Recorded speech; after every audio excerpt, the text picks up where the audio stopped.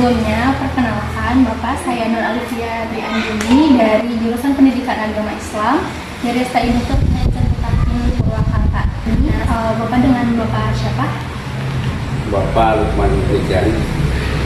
Nah, saat ini saya ingin melakukan wawancara terkait pembelajaran PAI di sekolah SDN Makarunai ini.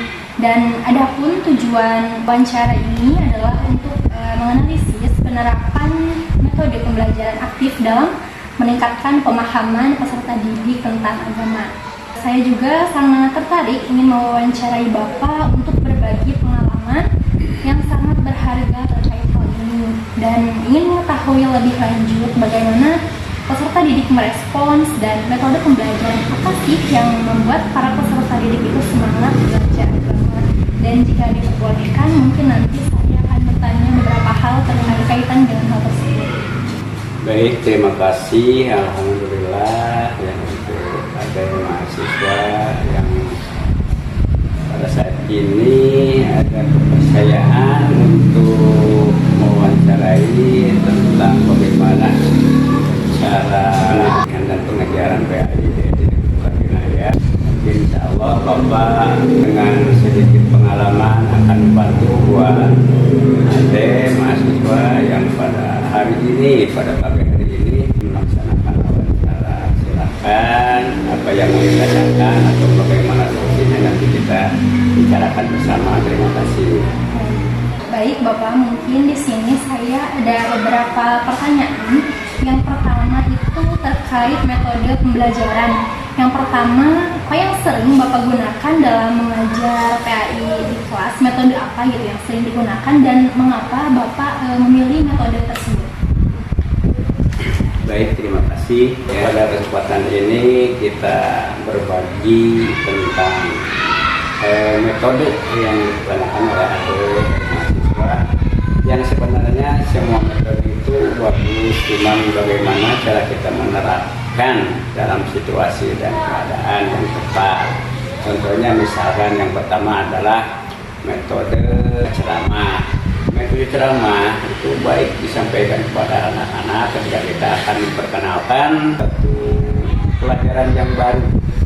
Sebelumnya mungkin kita bisa menggunakan pertanyaan-pertanyaan sejauh mana anak-anak itu pengetahuannya untuk sampai kepada metode yang kepada pelajaran yang baru. Bapak pertama menggunakan dulu metode ceramah. Setelah metode ceramah nanti kita balik kepada metode tanya jawab. Jadi setelah kita melaksanakan ceramah, terus sejauh mana anak bisa merespon apa yang kita sampaikan, maka di akhir kita gunakan metode tanya jawab.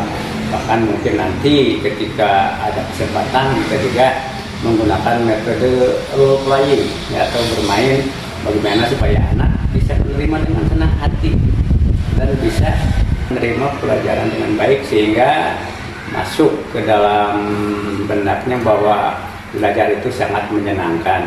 Terima kasih. Bagaimana Bapak membuat pembelajaran itu menjadi lebih menarik dan menyenangkan gitu bagi siswa-siswa tersebut? Selain dari tadi ada juga dengan metode bermain atau metode tanya jawab.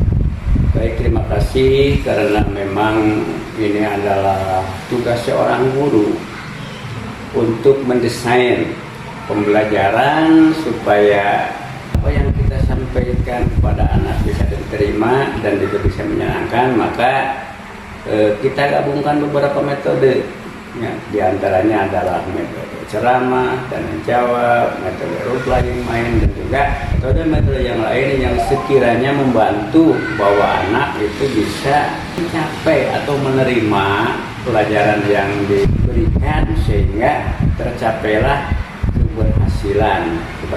Keberhasilan adalah salah satu tujuan pokok dalam perumusan pembelajaran yang sudah ditentukan. Kalau dulu itu namanya menggunakan RPP dan kalau sekarang adalah modul ajar, sehingga modul ajar yang sudah didesain oleh seorang guru dapat disampaikan dan dapat juga tercapai apa yang dimaksud, apa yang diinginkan untuk keberhasilan anak-anak dalam menerima pembelajaran seperti itu. Untuk yang selanjutnya mungkin langsung ke tujuan pembelajaran. Ini saya mau bertanya, apa nih tujuan utama yang ingin Bapak capai dalam mengajar PAI di sekolah dasar? Intinya untuk guru PAI adalah keberhasilan yang ingin dicapai oleh seorang guru PAI. Yang pertama adalah tekankan budi pekerti, ya, budi pekerti seorang anak sehingga bisa dikatakan bahwa yang namanya adab, ya, bisa dikatakan bahwa adab itu lebih daripada ilmu, karena orang yang berilmu kalau tidak punya adab dikatakan sia-sia. Tapi walaupun orang itu tidak punya ilmu tetapi punya adab, itu dikatakan orang itu baik dalam perlakuan sehari-hari, baik di sekolah, di rumah maupun di masyarakat. Makanya yang pertama adalah ingin menegaskan keberhasilan kepada anak itu adalah adab. Jadi dalam PAI itu adalah pendidikan agama Islam dan budi pekerti. Budi pekerti yang baik mencerminkan bahwa anak juga itu mempunyai perilaku yang baik antaranya. Karena di dalam syariat Islam diajarkan bahwa kita ini harus punya budi pekerti yang baik, sehingga ketika anak punya budi pekerti yang baik, kita menyampaikan sesuatu, menyampaikan pesan, menyampaikan pelajaran, anak itu bisa menyimak dengan baik dan juga bisa menerapkan dalam kehidupan sehari-hari. Lalu kalau Bapak menilai keberhasilan pembelajaran pada siswa itu dinilai dari apa sih? Ini ada dua macam. Yang pertama adalah keberhasilan secara istilahnya didaktik, ya. Didaktik itu adalah pencapaian pembelajaran sehingga dikatakan anak berhasil ketika mencapai nilai yang di atas kemampuan minimal, sehingga dikatakan anak sudah berhasil. Tetapi yang ditekankan dalam agama itu selain dari pencapaian prestasi, ya, juga itu akhlakul karimah, akhlak yang baik, sehingga bisa berhasil guru baik kalau anak-anak itu mempunyai akhlak yang baik. Itu tujuannya yang utama di dalam menerapkan pelajaran atau pembelajaran di bidang pendidikan agama Islam. Lalu mungkin ada nih yang menurut Bapak nilai-nilai agama apa saja yang sangat penting ditanamkan kepada para peserta didik? Setiap hari Bapak selalu menerapkan selain daripada akhlak yang baik, ya, juga pembiasaan. Yang pertama adalah membiasakan kebersihan, karena sesuai dengan keterangan anak Bapak iman, kebersihan adalah sebagian daripada iman. Sehingga setiap hari sebelum masuk Bapak suka memeriksa baik kebersihan kelas, kebersihan halaman, kebersihan pakaian, juga kebersihan anggota badan, itu selalu diperiksa. Kenapa? Karena kita membiasakan bahwa yang namanya kebersihan itu di dalam agama sangat disarankan, karena ketika kita mau beribadah, kalau tempatnya tidak bersih, kalau pakaiannya tidak bersih, kan tidak sah beribadahnya. Karena syarat sahnya untuk melaksanakan sholat misalnya kan harus bersih dari atas dan najis, bersih dari kotoran, itu diantaranya. Makanya setiap hari di sekolah ini kita punya, ya, kebersihan selalu diutamakan, selain daripada untuk membiasakan anak menjadi orang yang selalu bersih, mencerminkan pekerti yang baik, berpenampilan rapi, menjaga kebersihan, dan juga bisa melaksanakannya di dalam kehidupan sehari-hari.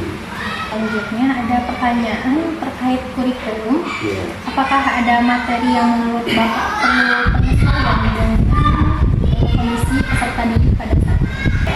Selama ini yang namanya materi, karena memang teman-teman dari PAI tidak ada yang lumpang, karena yang namanya agama kan wajib, ya, wajib disampaikan kepada anak, terus juga membiasakan anak yang baik, terus juga membiasakan anak nanti ketika terjun di masyarakat cara bergaul. Nah, makanya agama mengatur kehidupan sehari-hari dari mulai kita bangun tidur, bagaimana tidur sampai tidur lagi.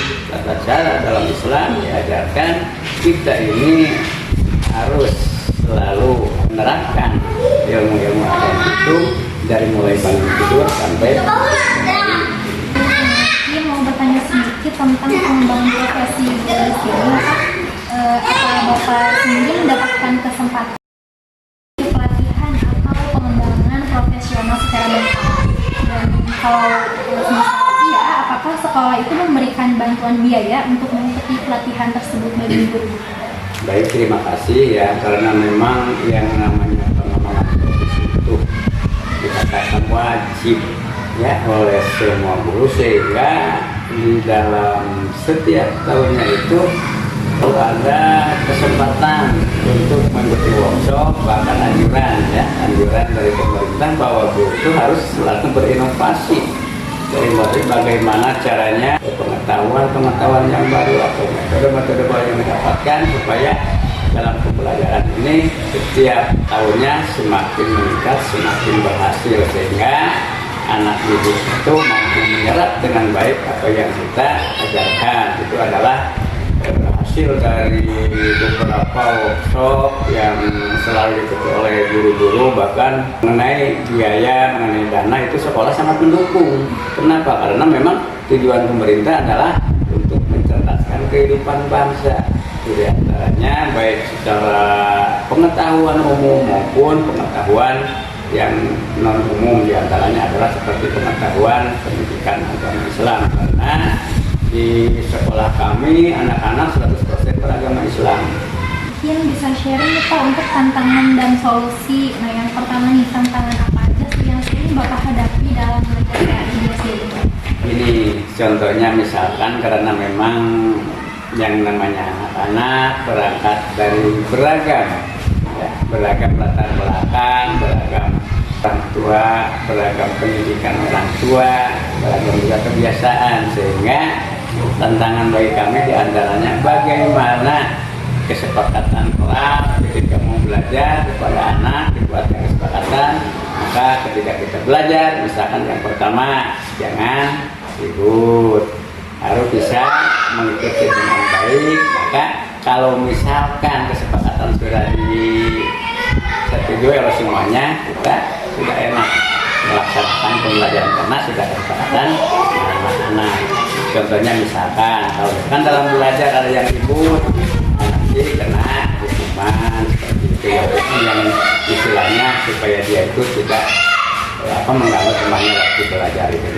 Terus kendalanya memang karena berangkat dari berbagai macam latar belakang, sehingga ketika kita menyampaikan pelajaran, contohnya misalkan pelajaran baca tulis Al-Quran yang orang tuanya sudah sudah menyuruh anaknya atau untuk belajar ngaji, itu tidak ada kesulitan karena dia sudah tahu, sudah mengerti. Tetapi itu tantangannya adalah bagi orang tua yang belum menyuruh anak untuk belajar ngaji di luar, itu sehingga ada sedikit tantangan karena memang mereka tertinggal dari teman yang lain yang sudah belajar ngaji sama ustadz di luar. Ya Pak, di samping anak-anak itu udah melakukan kesepakatan dan kelas untuk belajar, cara Bapak mengatasi siswa yang kurang tertarik dengan pembelajaran PAI itu bagaimana? Terima kasih. Begini ya, karena memang kalau kita sekali dua kali atau memang sudah sering masuk, sudah tahu siapa sih anak yang belum tahu tentang satu pembelajaran dan siapa anak yang sudah bisa menerima, maka kita buatkan kelompok. Di dalam kelompok itu jadi anak-anak yang memang ketinggalan atau memang belum tahu disatukan dengan anak-anak yang sudah mengerti, yang sudah tahu, sehingga nanti dia itu dengan temannya sering bertanya. Misalkan dikasih satu pertanyaan bagi anak yang tidak mengaji di luar sekolah, itu kan tidak tahu, tapi bagi anak yang ikut ngaji sudah tahu, sehingga nanti yang mengajari mereka, memberitahu mereka dalam kelompok adalah anak-anak yang sudah tahu dan sudah mengerti itu solusinya. Jadi kita tinggal membimbing aja. Ketika jawaban kelompok dilihat, oh iya berarti anak-anak yang sudah tahu, yaitu menjadi teman sejawat ya. Jadi teman sejawat yang bisa memberi masukan atau memberi jawaban karena dia sudah tahu, sehingga dia akan memberitahu kepada temannya, dan guru juga dengan metode seperti itu sangat terbantu sekali. Saya ingin bertanya terkait kendala atau masalah yang berhubungan dengan komponen pendidikan, dan diantaranya itu seperti yang kita tahu ada banyak ya Kak, dari sekolah ini. Apa sih masalah atau kendala yang sedang dialami dan bagaimana sekolah memberikan solusi kepada masalah tersebut? Baik, terima kasih ya. Yang pertama adalah kurikulum ya. Jadi kurikulum itu adalah satu perangkat untuk mencapai keberhasilan proses belajar mengajar, di mana dalam kurikulum itu dilengkapi dengan berbagai macam alat, dan juga di dalamnya termasuk guru itu sendiri, karena yang namanya kurikulum adalah alat untuk mencapai keberhasilan siswa. Nah, ketika ada permasalahan dalam kurikulum, biasanya permasalahannya adalah ketika kurikulum itu ada perubahan atau yang namanya ganti kurikulum. Pada saat itu maka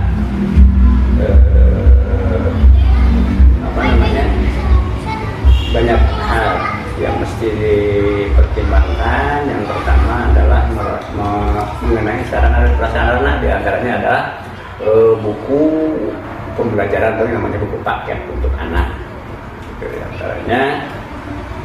Sehingga kendalanya yaitu ketika kurikulum ada perubahan, maka semua komponen sarana prasarana, terutama adalah buku paket untuk anak, itu biasanya ada keterlambatan datang ini. Sedangkan proses belajar mengajar harus berjalan seperti biasa. Maka kendala seperti itu bisa kita atasi dengan sebagai seorang guru, bagaimana kita bisa mengakses melalui media pembelajaran maupun media internet, melihat bagaimana yang memang sesuai, referensi buku yang sesuai dengan kurikulum yang sedang berlangsung atau kurikulum yang baru ada perubahan, sehingga guru harus punya kreativitas, karena anak itu harus belajar. Maka seorang guru untuk mengatasi permasalahan adalah melihat atau mencari referensi buku yang sesuai dengan kurikulum yang istilahnya sedang diadakan perubahan kurikulum, sehingga selain itu juga sekolah dengan biaya operasional menyiapkan atau membuat anggaran untuk mengcover atau mengadakan buku paket supaya anak-anak bisa belajar dengan baik. Tetapi itu diantaranya adalah kendalanya ketika pergantian kurikulum, kendalanya ada keterlambatan datangnya buku paket, sehingga permasalahan itu harus cepat diatasi oleh seorang guru atau masing-masing guru untuk mengakses buku-buku yang sesuai, referensi buku yang sesuai dengan kurikulum yang sedang berlangsung. Baik, seperti itu. Baik, jika di samping kurikulum dan sarana prasarana, apakah ada kendala lain Pak? Kendala lain tentu pastinya ada, karena yang namanya lembaga sekolah di mana di dalamnya berkaitan dengan anak didik ya, karena latar belakang anak didik itu dari keluarga itu tidak sama. Misalkan bapak sendiri di dalam pembelajaran IDB ya, pendidikan agama Islam dan bukti ketika kita menyampaikan satu materi, tapi dalam materi itu misalkan ada materi baca tulis. Ini kendalanya ketika anak ingin diajarkan tulis tentang hijaiyah, Arab seperti itu ya. Kalau yang memang berangkat dari rumahnya anaknya sudah terbiasa mengaji, itu tidak ada kendala. Cuman yang ada sedikit kendala adalah anak yang memang di lingkungan keluarganya belum mulai mengaji, sehingga ada sedikit permasalahan karena kita tidak bisa mengglobalkan anak semuanya bisa, dan kita juga harus meneliti anak-anak saja yang memang belum mampu atau belum bisa baca tulis. Dan juga solusinya dari permasalahan itu adalah ketika kita sudah menemukan beberapa anak yang istilahnya belum mampu, maka guru memberikan arahan atau tugas khusus untuk anak yang memang kebutuhannya berbeda, sehingga nanti dia punya tugas mandiri untuk belajar di rumah dibimbing oleh orang tuanya.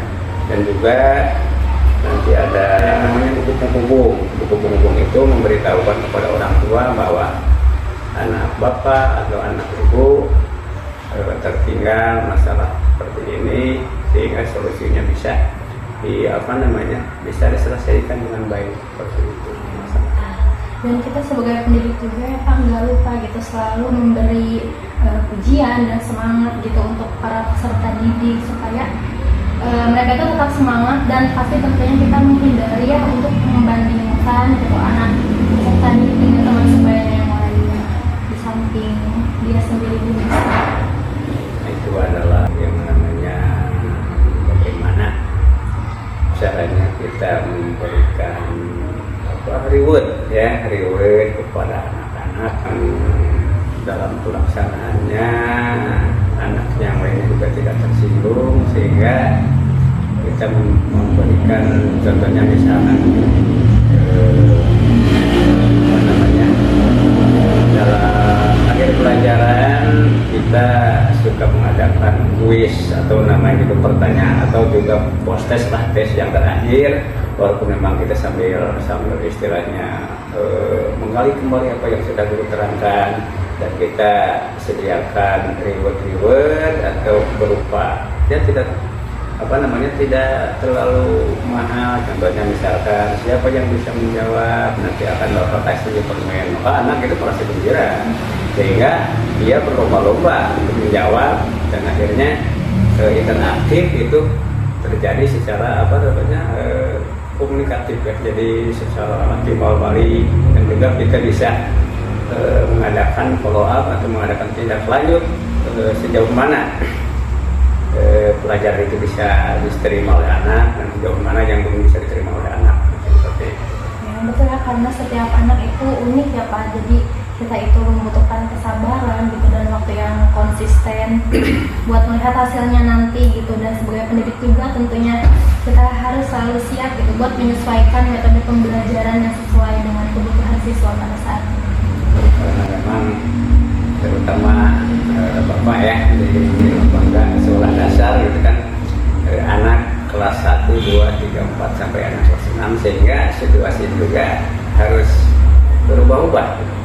Jadi penyampaian pembelajaran pada anak kelas 1 mungkin ada perbedaan dengan penyampaian pembelajaran kepada anak-anak kelas 6, sehingga guru dituntut untuk berinovatif, berkreatif setiap hari, bagaimana caranya supaya anak itu bisa bergairah dalam belajar, bisa termotivasi sehingga anak itu senang dalam belajar dan juga bisa berhasil untuk mencapai pembelajaran yang disampaikan.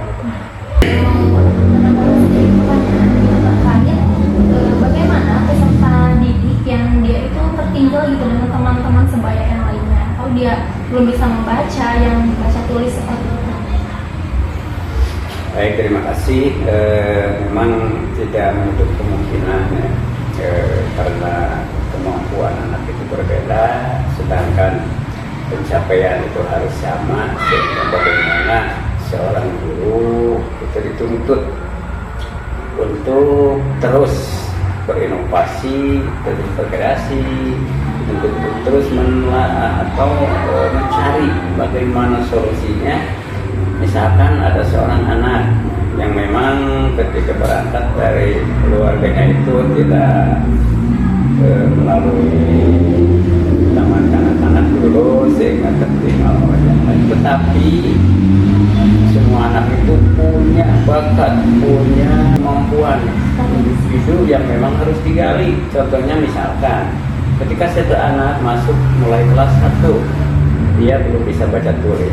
Di sana diperlukan pelatihan seorang guru, juga bersama seorang guru melihat potensi anak supaya dia tidak terlalu tertinggal oleh teman-teman yang lainnya karena memang keadaan keluarga yang kurang mendukung. Maka kita kasih bimbingan khusus, terus juga nanti ketika dalam bekerja kelompok disatukan dengan anak-anak yang sudah bisa dan anak-anak yang memang sudah memahami atau menguasai, menjadi tutor, menjadi pembimbing bagi anak yang belum mampu, dan juga dikasih tugas tersendiri secara individu supaya nanti di rumah dia bisa belajar dengan orang tuanya, dan juga dikasih juga yang kepada orang tua supaya memang anak yang mempunyai potensi itu bisa berkembang dengan baik, sehingga nanti ketika naik ke kelas 2, naik ke kelas 3 bisa setara dengan teman-teman yang lainnya seperti itu.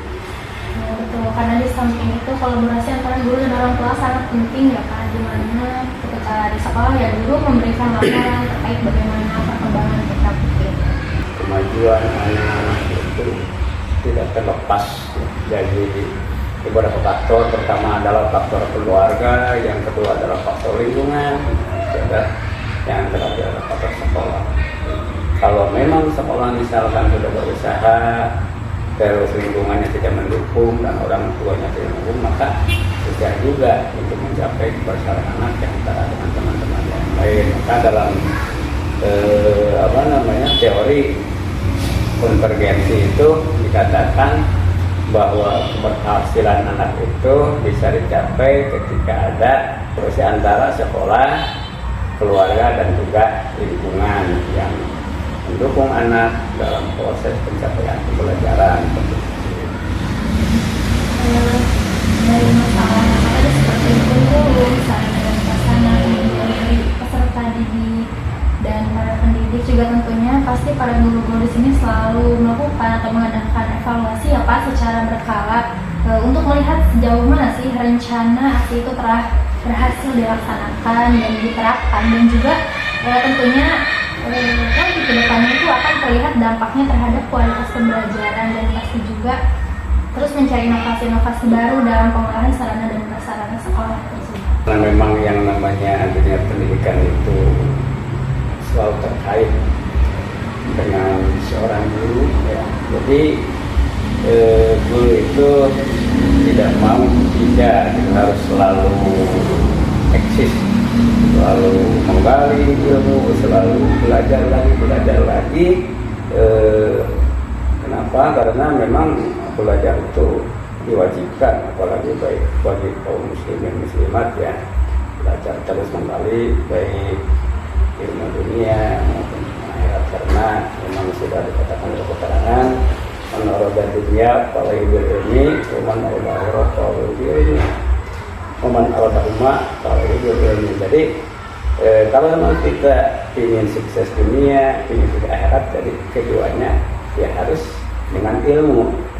Seperti itu. Makanya ketika seorang guru harus terus juga belajar bagaimana caranya supaya anak-anak yang kita didik, anak-anak yang kita ajar itu semua jadi anak-anak yang pintar, anak-anak yang cerdas, sesuai amanat dari Undang-Undang Dasar 45 bahwa kita ini harus mencerdaskan kehidupan bangsa. Baik Bapak, terima kasih untuk kesediaan waktunya wawancara dengan saya pada hari ini dan hari-hari sebelumnya. Percakapan ini sangat bermanfaat ya Pak, begitunya juga menambah pengetahuan bagi saya tentunya untuk kedepannya. Terima kasih kasih atas waktunya Bapak. Bila ada salah kata atau salah ucap dari saya mohon maaf yang sebesar-besarnya. Assalamualaikum warahmatullahi wabarakatuh. Waalaikumsalam warahmatullahi wabarakatuh.